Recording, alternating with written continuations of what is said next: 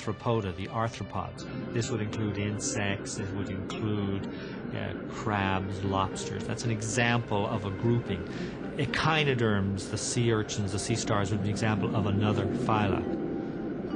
The simplest organisms that we find in the ocean are probably the sponges.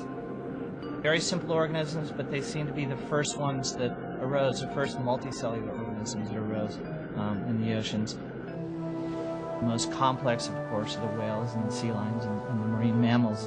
And we have, major groups in between.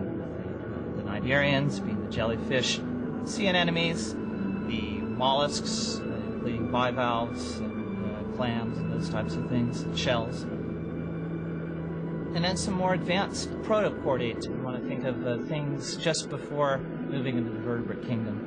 We also find as well in the oceans. So just about every type of organism we find on land, we do find some representative in the oceans. What makes the task of classifying ocean life even more complicated is that scientists are still discovering new species. We know all the whales in the world, or so we thought. In the last 20 years, we've now described 2 new species of whale. Whales, these are air-breathing animals that come up to the surface, usually live close to shore, and we've got 2 new ones just in the last 20 years. One of those, which lives off the California coast, we've described only from specimens that have washed ashore from bones that we've recovered. Nobody's seen it yet. Nobody's seen it alive. And so that's in the surface waters, where thousands of people are going out to the beach or in boats. Now you take that same problem and you go down into the deep waters and you start to get an idea of the magnitude of the problem. We don't know what's living down there. There are large squids that we've seen just in recent cruises.